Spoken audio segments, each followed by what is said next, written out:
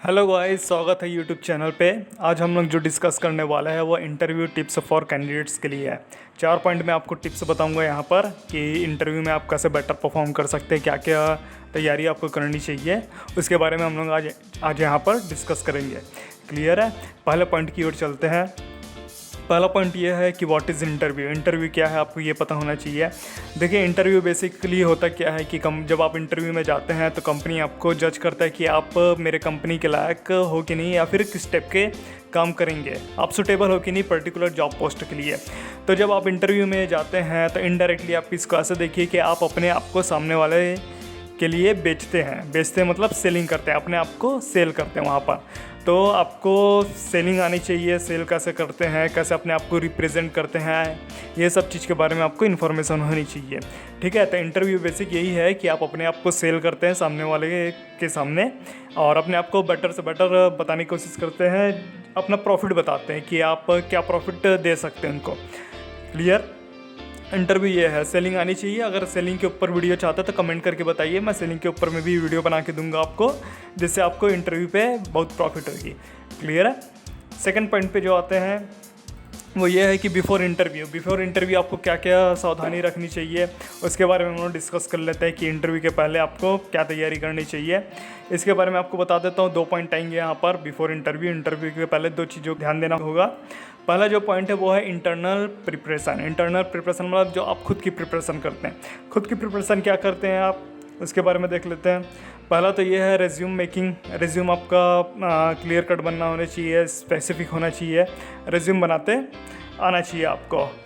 Interview पे जा रहे हैं तो कोशिश करिए आप खुद ही रेज्यूम बनाइए, अपना जो सीवी है, बायोडाटा खुद बनाइए। अब मैं इसके बारे में पहले वीडियो बना चुका हूँ, उसका लिंक मैं आपको डिस्क्रिप्शन में दे दूंगा, वहाँ से जाके आप देख सकते हैं रेज्यूम मेकिंग का। खुद बनाने इसलिए बोल रहा हूँ क्योंकि जैसे सपोज कंप्यूटर ऑपरेटर के लिए आप जाते हैं और वहाँ पूछते हैं क्या रेज्यूम आपने बनाया है, आप कहते हैं नहीं, दूसरे से बनाया है। तो आप कंप्यूटर ऑपरेटर के लिए जा रहे हैं जॉब के लिए और खुद आप रेज्यूम अपना नहीं बनाया है, तो आपको कौन कंप्यूटर ऑपरेटर के लिए जॉब पे रखेगा आपको। क्लियर है? तो रेज्यूम, पहला पॉइंट यह है कि रेज्यूम आप खुद ही बनाइए। दूसरा पॉइंट है ड्रेसिंग सेंस रखिए। ड्रेसिंग सेंस इसके लिए बॉय गर्ल दोनों के लिए। बॉय को नॉर्मल ड्रेस लग जाता है, ट्राउज़र वगैरह हो गया, शर्ट वगैरह हो गया, फॉर्मल शर्ट वगैरह। गर्ल के लिए बेस्ट रहता है सलवार सूट रहता है, कोई हायर कंपनी वगैरह में जा रहा था वो साड़ी भी चल जाता है कई जगह। डॉक्यूमेंटेशन अपना रेडी रखिए। डॉक्यूमेंटेशन मतलब फोटोकॉपी वगैरह भी ऑन डिमांड अगर मांगते हैं तो फोटोकॉपी आप प्रोवाइड कर सको उनको। स्टडी करिए। स्टडी किस चीज़ की करिए? जिस पोस्ट के लिए आप जा रहे हैं उसकी स्टडी करिए, और आप उस पोस्ट के लायक आपको जो स्किल्स आ रही है उसके बारे में स्टडी करिए, और प्लस जो आपने अपने एजुकेशन लाइफ वगैरह में पढ़ा है उसके बारे में स्टडी करिए, क्योंकि क्रॉस क्वेश्चन होंगे वहाँ पर तो आपको आंसर देते बने। तो पहला चीज़ ये है कि इंटरनल प्रिपरेशन जो आपकी है उसको करना होगा बिफोर इंटरव्यू। दूसरी जो पॉइंट है वो है एक्सटर्नल प्रिपरेशन। एक्सटर्नल प्रिपरेशन में क्या रहेगा कि आपको कंपनी ऑर्गेनाइजेशन का इन्फॉर्मेशन चाहिए होगा कि आप जो भी कंपनी में जा रहे हो उसके बारे में थोड़ा इन्फॉर्मेशन गेन करना होगा आपको कि कंपनी कब बना है, क्या बना है, उसके बारे पे कंपनी के बारे में इन्फॉर्मेशन जब आप गेन कर लेते हैं तो उसके बाद आपको देखना होगा जॉब डिस्क्रिप्शन के बारे में। जॉब डिस्क्रिप्शन क्या है, कैसा है, उसके बारे पे आपको रीड करना पड़ेगा, और आप ये देखना पड़ेगा कि जॉब डिस्क्रिप्शन में जिस टाइप का भी जॉब है उस जॉब के अकॉर्डिंग स्किल्स की क्या डिमांड है। स्किल्स की क्या डिमांड है मतलब उस जॉब को करने के लिए आपको क्या आनी चाहिए, उसके बारे में आपको स्टडी करनी पड़ेगी आप। ठीक है? अगले पॉइंट की ओर चलते हैं। 2 पॉइंट हो गया बिफोर इंटरव्यू, और तीसरा जो पॉइंट है वो है टाइम ऑफ इंटरव्यू। जब आप इंटरव्यू के पहले तैयारी कर लेते हैं, अब टाइम ऑफ इंटरव्यू में जाते हैं मतलब जब आप इंटरव्यू में अपियर होते हैं तो आपको क्या ध्यान रखना पड़ेगा। 4 पॉइंट है यहाँ पर, 4 पॉइंट मैं आपको बता देता हूँ। पहला जो पॉइंट है वो है टाइम का आप ध्यान रखिए, क्योंकि सामने वाला आपको जो टाइम दिया है उसी टाइम पर आप जाइए। सपोज वो 10:30 का टाइम दिया है मॉर्निंग में, तो आप 10:30 बजे से थोड़ा सा पहले चले जाइएगा। ठीक है? 10:15 तकरीबन चले जाइएगा, ताकि उसको लगे कि आप टाइम पंचुअल हो करके। आप लेट करेंगे तो सामने वालों को लगेगा ही नहीं कि आप टाइम पंचुअल हो और टाइम की केयर करते हो करके। क्लियर है? टाइम का ध्यान रखिए। दूसरा जो चीज़ है वो ये है लिसन केयरफुली का मतलब है सामने वाला आपसे क्वेश्चन करते रहेगा। ठीक है? जो इंटरव्यू लेगा वो आपसे क्वेश्चन करते रहेगा, उसको ध्यान से सुनिए। ऐसा नहीं कि आप सामने इंटरव्यू दिलाने बैठे और आपका ध्यान कहीं और है, केयर नहीं कर रहे हैं उसकी, तो आप क्या करेंगे, क्वेश्चन को रिपीट करने बोलेंगे। तो वो समझ जाएगा, जो इंटरव्यू ले रहा है आपसे ज़्यादा टैलेंटेड है, वो समझ जाएगा कि इसको इंटरव्यू पे कोई इंटरेस्ट नहीं है, ये बस टाइम पास करने आया। तो आप उसको जो भी क्वेश्चन कर रहा है उसको ध्यान से सुनिए। क्लियर? ध्यान से सुनेंगे तो एक बार में आप अंडरस्टैंड कर जाएंगे कि वो पूछना क्या चाह रहा है। तीसरी जो पॉइंट है वो मैं बता देता हूँ इंग्लिश इंटरव्यू में। इंग्लिश इंटरव्यू बहुत प्रॉब्लम करता है उन लोगों को जिसको इंग्लिश में थोड़ी प्रॉब्लम होती है, ठीक है।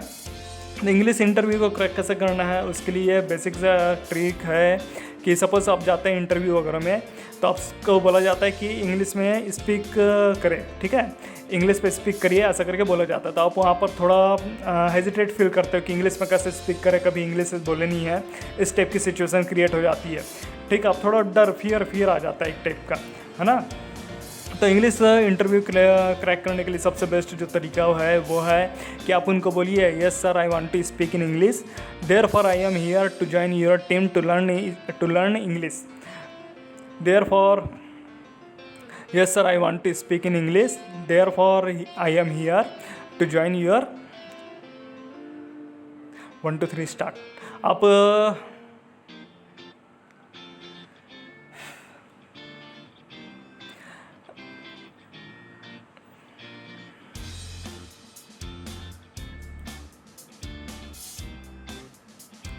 1 2 3 स्टार्ट। तीसरा पॉइंट जो आता है, तीसरा पॉइंट मैं क्लियर करता हूँ मैं आपके साथ, वो है इंग्लिश इंटरव्यू। इंग्लिश इंटरव्यू बहुत इंपॉर्टेंट हो जाता है।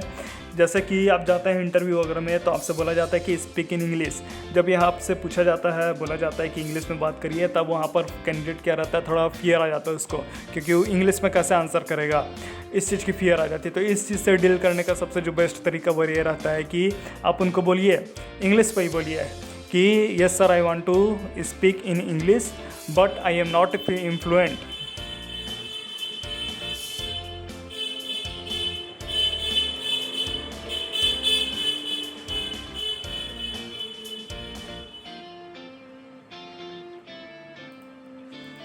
तीसरा पॉइंट आता है वो ये है कि इंग्लिश इंटरव्यू में प्रॉब्लम कैंडिडेट को होती है कि सपोज सामने आप जा रहे हैं इंटरव्यू में और सामने वाला बोल रहा है कि इंग्लिश पे बात करिए, स्पीक इन इंग्लिश, तो आप कैंडिडेट्स को थोड़ा फियर हो जाता है कि इंग्लिश में मैं कैसे बात करूं।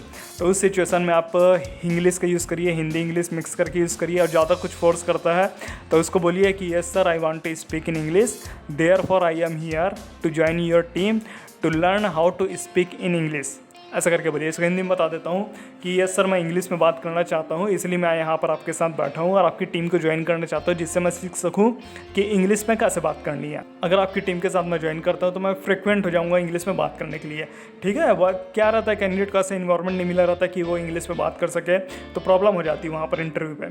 तो आप कोशिश करिए कि जो चीज़ें हो रही है उसको पॉजिटिव वे पे ले जाने की कोशिश करिए। पॉजिटिव वे पे मतलब निगेटिविटी मत बोलिए। जैसे बोल रहा सामने वाला स्पीक इन इंग्लिश, तो आप बोलते हो सर मुझे इंग्लिश नहीं आता, ये नहीं आता, वो नहीं आता, इस टाइप की बात मत करिए। आप क्या करिए, पॉजिटिव वे पे ले जाने की कोशिश करिए। पॉजिटिव वे पे ले जाने की कोशिश करेंगे तो वहाँ पर आपके सिलेक्शन होने का चांसेस रहेगा। एक्चुअली में मेन कॉन्सेप्ट ये रहता है इंग्लिश इंटरव्यू का कि सामने वाला आपको जज करता है कि आप कैसे सस्टेन कर पाते हो। आप कहते हैं कि मुझे इंग्लिश नहीं आता तो वो समझ जाएगा कि ये सरेंडर कर दिया, लेकिन आप कोशिश करते हो, एटलीस्ट बोलने की कोशिश करते हो या फिर उनको विश्वास दिलाते हो कि आने वाले टाइम में मैं सीख सकता हूँ या सीख सकती हूँ, तो उसको लगेगा कि हाँ यार इसको कल की डेट में मैं प्रोजेक्ट दूंगा, तो कुछ भी प्रोजेक्ट दूंगा तो कम से कम ये ट्राई करेगा, ठीक है। ट्राई करेगा मतलब इन द सेंस आप पॉजिटिव वे पे लेंगे चीज़ों को। तो कोशिश करिए कि इंटरव्यू पे इंग्लिश वगैरह से कुछ होते हैं क्वेश्चन वगैरह, तो आप वहाँ पर पॉजिटिव वे पे उसको रिस्पॉन्स करिए। चौथा जो चीज़ है उसके बारे में बता देता हूँ। चौथा जो सबसे जो इम्पोर्टेंट पॉइंट है वो है कॉन्फिडेंट। आपको कॉन्फिडेंट होना पड़ेगा। किस चीज़ के लिए कॉन्फिडेंट होना पड़ेगा, उसके लिए 4 पॉइंट है, बता देता हूँ। पहला जो है वो है क्वेश्चन आंसर जो आपके साथ हो रहे हैं उस चीज़ के लिए कॉन्फिडेंस होना पड़ेगा। मतलब सामने वाला जो क्वेश्चन कर रहा है और आप जो आंसर कर दे रहे हैं उनको, उसके लिए आपको कॉन्फिडेंस होना पड़ेगा।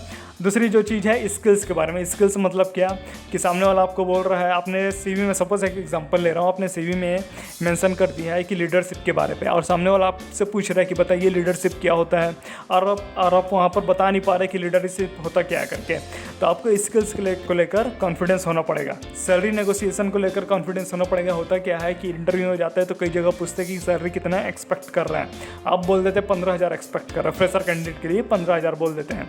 फिर सामने वाला बोलता है कि 15,000 आपको क्यों दिया जाएगा, तो उस सिचुएशन में आप कॉन्फिडेंस ये होना चाहिए कि आप बताइए कि 15,000 आप मुझे दे रहे हैं तो मैं आपको क्या क्या सर्विस प्रोवाइड कर सकता हूँ, कैसे प्रॉफिट दे सकता हूँ, ठीक है। ऐसा नहीं होना चाहिए कि सामने वाला आपको 15,000 दे रहा है और आप काम 5,000 के लायक भी नहीं कर रहा हो। क्लियर है। तो सैलरी नेगोशिएशन में कॉन्फिडेंट होना चाहिए। दूसरा जो चीज़ है ज्वाइनिंग डेट पे कॉन्फिडेंस इसलिए ज़रूरी है क्योंकि वो कई लोग बोल देते हैं कि तुरंत सडनली ज्वाइन कर लो, इमीडिएटली ज्वाइन कर लो, या फिर लोग बोलते हैं कि 1-2 महीना रुक के ज्वाइन कर लो। तो उस डेट में जैसा भी सिचुएशन हो आपको कॉन्फिडेंट होना पड़ेगा, ठीक है। तो ये तो बात हुई टाइम ऑफ इंटरव्यू के बारे में कि जब आप इंटरव्यू में दिलाते हैं, face to face interview conduct होता है आपके साथ, तो टाइम के बारे में आपको क्लियर रहना चाहिए। सामने वाले को अच्छे से सुनना चाहिए, आपको केयरफुली सुनना चाहिए। इंग्लिश इंटरव्यू के बारे में बता चुका हूँ कि आप उनको पॉजिटिव वे पे लेके बताइए, कॉन्फिडेंट रहिए, ठीक है। कॉन्फिडेंट किस चीज़ में रहना है उसके बारे में भी बता चुका हूँ। टाइम ऑफ इंटरव्यू हो गया, अब इंटरव्यू आपका ख़त्म हो गया है। इंटरव्यू ख़त्म होने के बाद आपको क्या करना है आफ्टर इंटरव्यू के बाद आपको कुछ चीज़ें करनी है। 4 पॉइंट में उसको बता देता हूँ यहाँ पर। पहली जो पॉइंट है आस्क क्वेश्चन मतलब क्या होता है कि कई इंटरव्यू में सामने वाला पूछता है कि आप कुछ पूछना चाहते थे तो आप पूछिए। आप ये मत बोलिए कि नहीं सर कुछ नहीं पूछना है। आप क्वेश्चन पूछते हैं तो सामने वाले को भी लगता है कि हाँ ये सही में इंटरव्यू दिलाया है, तो सही में ये सीरियस है, इसलिए वो क्वेश्चन पूछ रहा है। आप किस टाइप के क्वेश्चन पूछ सकते हैं सामने वाले के साथ? आप पूछिए जॉब के बारे में क्वेश्चन करिए उनसे कि सर जॉब कैसा रहेगा, क्या रहेगा। हॉलीडेज़ वगैरह के बारे में क्वेश्चन करिए, उनके कंपनी के बारे में पूछिए, कहाँ कहाँ मार्केट फैला है, इन सब चीज़ के बारे में पूछिए। उनके ऊपर इंटरेस्ट लीजिए आप, तो आपको लगे, तो सामने वाले को भी लगे कि हाँ ये बंदा इंटरेस्ट ले रहा है, हम लोग के ऊपर इंटरेस्ट ले रहा है और इसको हायर करना चाहिए करके, ठीक है। जब भी क्वेश्चन पूछने के लिए आपको बोला जाए इंटरव्यू पे तो आप ज़रूर क्वेश्चन पूछिए। पहला चीज़ ये हुआ। दूसरा क्या चीज़ है, रेफरेंस। अपना रेफरेंस दीजिए। सपोज आप फ्रेशर कैंडिडेट है तो आप अपने एचओडी वगैरह का भी रेफरेंस दे सकते हैं, और या फिर एक्सपीरियंस कैंडिडेट है तो आपने जहाँ प्रीवियस काम किया है उसका रेफरेंस दीजिए। रेफरेंस इसलिए देते हैं क्योंकि जो आपको हायर कर रहा है, जो आपका बॉस रहेगा, जो इंटरव्यू ले रहा है आपका, वो कॉल करके पूछता है।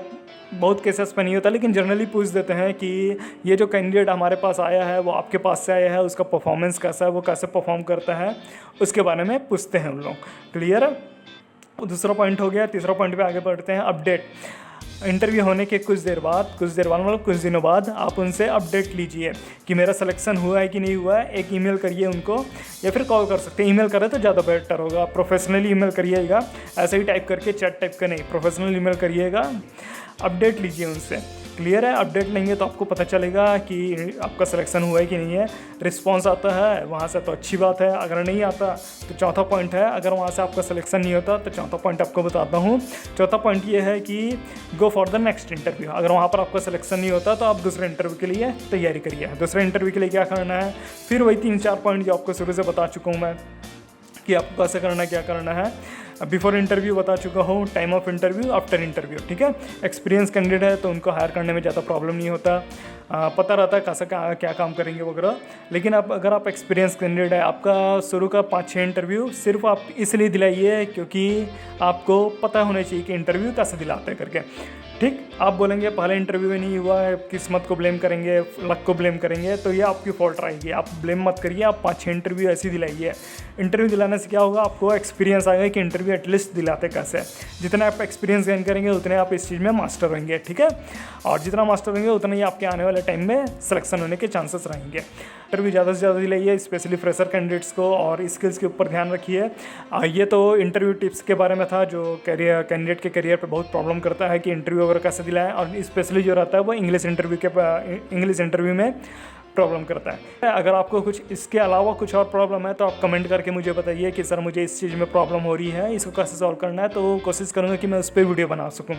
आपसे कमेंट करके बताइए। वीडियो अगर अच्छा लगा लाइक करिए, सब्सक्राइब करिए चैनल को, और शेयर भी करिए वीडियो को। दूसरे की हेल्प करिए, क्योंकि सिचुएशन देखिए, दूसरे की हेल्प करना बहुत इंपॉर्टेंट हो गया अभी का सिचुएशन पे। आप कमेंट करके बताइए कि आपको किस चीज़ में प्रॉब्लम हो रहा है। तो फिर आपसे मिलता हूँ अगले वीडियो पे। अगला वीडियो हो सके तो मेरा लीडरशिप वगैरह में भी होगा या फिर सेल्स में भी हो सकता है। और हाँ, अभी 2 टॉपिक है, और तीसरा टॉपिक अगर आप कुछ बताना चाहते हो तो बेशक बताइए। तो मिलते हैं आपसे अगले वीडियो पे। ख्याल रखिए अपना, सेफ रहिए। Thanks for watching this video and take care. Thank you.